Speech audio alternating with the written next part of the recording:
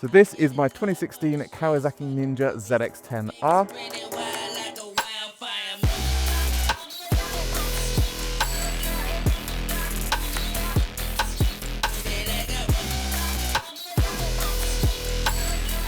So I've had this bike for about a whole year now, and I thought I'd do a moto vlog on it, tell you what I like about it, what I don't like about it, some things you should be aware of, and just generally doing a moto vlog on this bike to give you a good idea of why I bought it.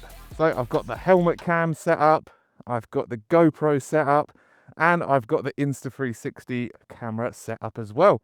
So this is a mega vlog setup, and yeah, let's get out of here.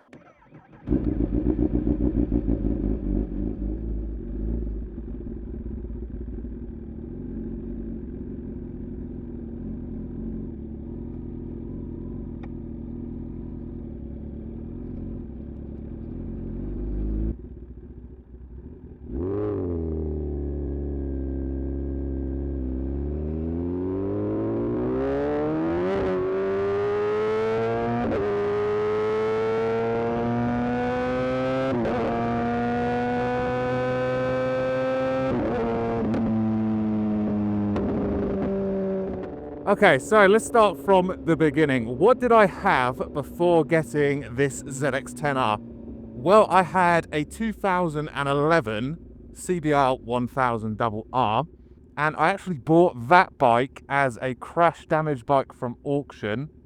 I paid £2,500 for it, did a full repair series, rebuild, all that kind of stuff, and got it back on the road.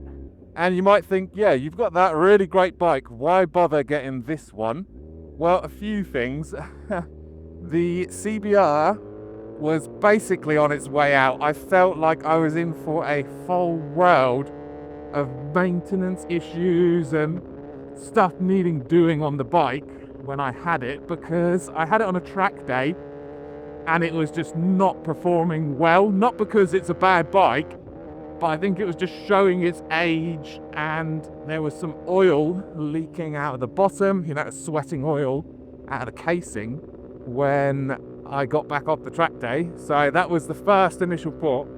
I want to get rid of this bike. And it wasn't doing well when it had a baffle in. So it had some problems that made it unreliable for me.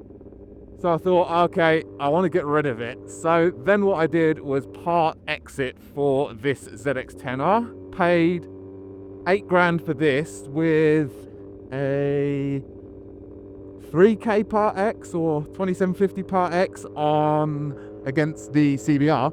And at that time, basically, I had a budget of around 8 that I wanted to spend on a Superbike, of course, 1000cc. And my options were this for £8,000, and I was also looking at the R1 and the S1000RR. Those were my main options. There was a couple of others in the mix, like a newer Fireblade or an older RSV4, and I'd put this bike on the same page as the S1K and the R1. I would say it's better than the Fireblade and it's better than the older RSV4. So I was drawn to those three essentially because they were similar in terms of performance. However, the R1 and the S1K were about £2,000 more for the year. So, you know, they didn't have a lot more than this. And this actually has more horsepower because of the Ram Air system. So instantly, you know, simple man brain was like, more power, better. So yeah, that's essentially why I wanted this bike. Now, what is good about this bike? Well, it does what it's made for really, really well. And that is not plodding around on little streets like this, waiting at red lights. It's amazing at the track, going fast, doing all that kind of stuff. And I know this, of course, because I have had it around the track. I've had it at Brands Hatch. I also had the Fireblade at Brands Hatch. Don't come into my lane and we good. Yeah, we good. Scared me there.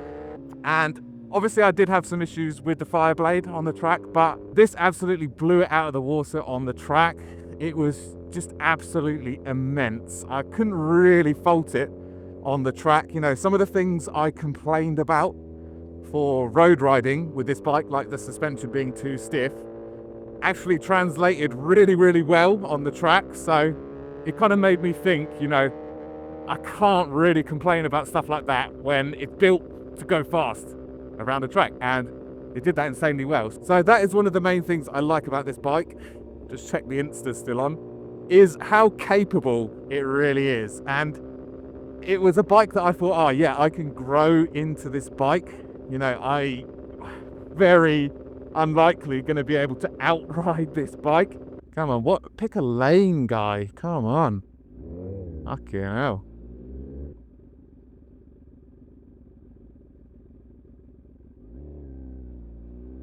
So what else I like about it? Well, unlimited power, it seems. This thing is just absolute beast.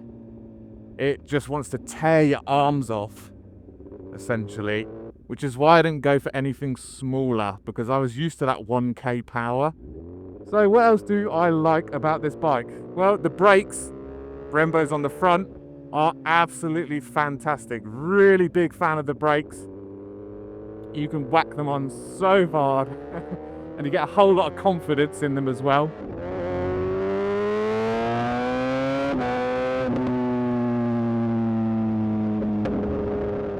And second thing, the sound. Oh, this bike sounds so good going through the gears, especially with the quick shifter. For me, you know, an inline 4 screamer is absolutely unbeatable. And then, yeah, the styling of these bikes is probably one of the nicer looking ZX10R generations. A lot of people will still say that to this day, you know, even though you've got 2 newer generations than this bike. You've got the Gen 6 and the 7. A lot of people say the 7 looks like the ZX6Rs, but still, people love the look of this bike.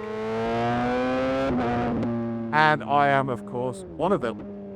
And then probably the final thing that I like about this bike is the dash. So the dash is really easy to read. You've got this big orange bar going across your face, as you can hopefully see behind the GoPro.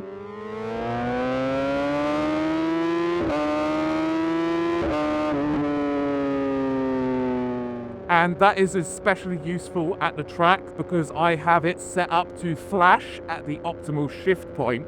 And when you're tucked down over the bike and it's kind of in your peripheral vision, you don't have to look down as well. So yeah, big thumbs up for that. So what don't I like about this bike? Well, not a lot. There is not a lot that I dislike about the ZX10R.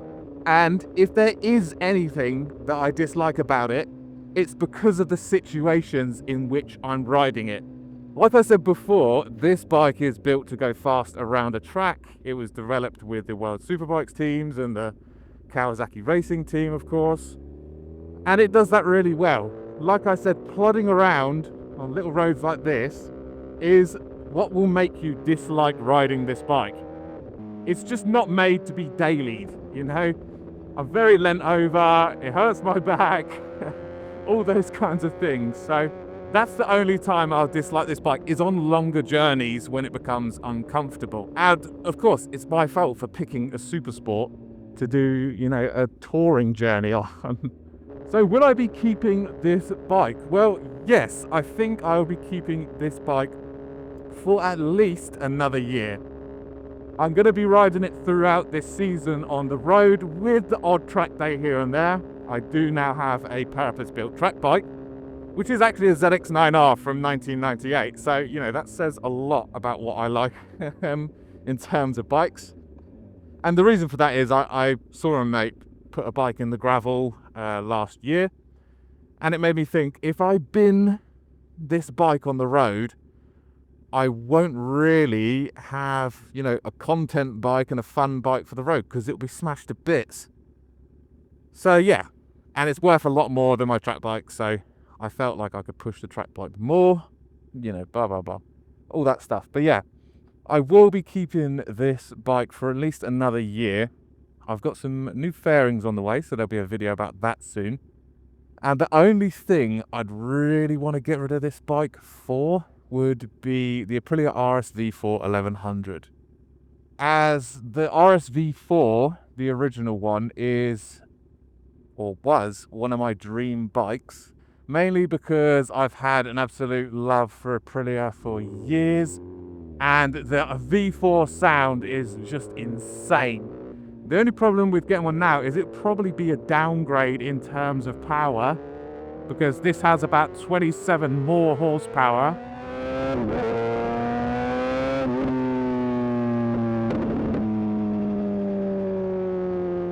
Which is why I'd want the RSV4 1100, which I think have about 214, 215 horsepower. And that would probably be the only thing I'd trade this bike for, because I'd still get to have an Aprilia, to have more power, and that V4 sound.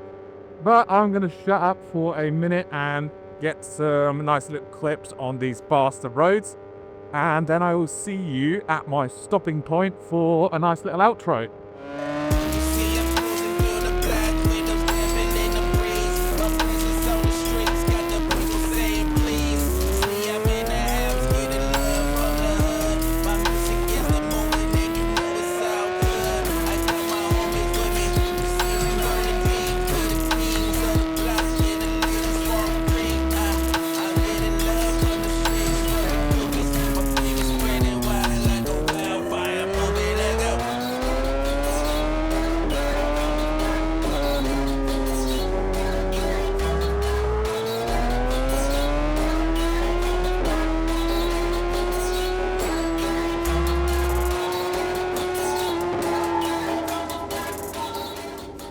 Alright, I'm taking myself to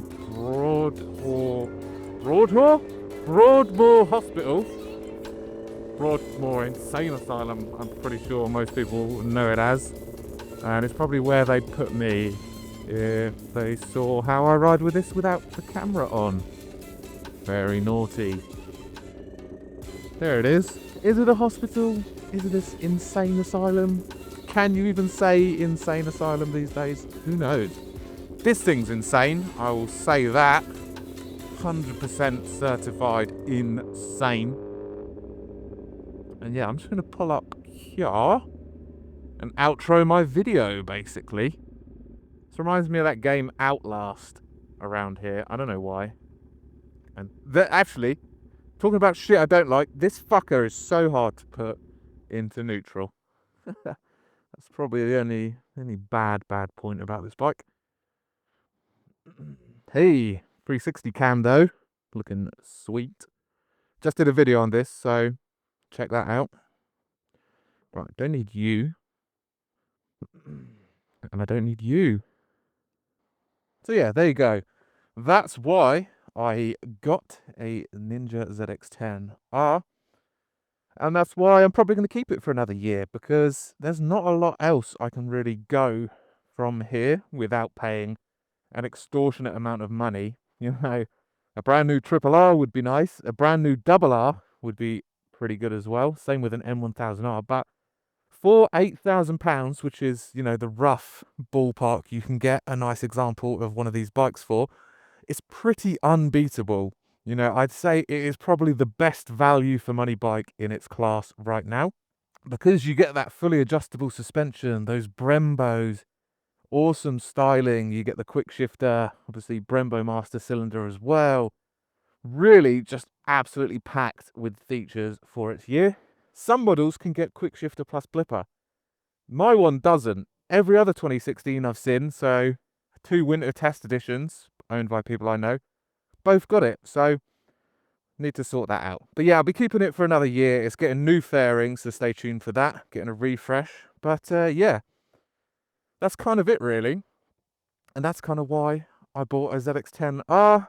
And yeah, I thought that would make some good vlogging topics for today. If you enjoyed this video, please make sure to like, comment, subscribe, all that kind of stuff. Drop me a comment if you had any questions about this bike, in case you did want one. I do have a full-length review as well, which is not vlog style. It's kind of just, you know, standing, talking by the bike. But yeah, I thought this would be a cool vlog topic for today. But yeah, see you in the next one.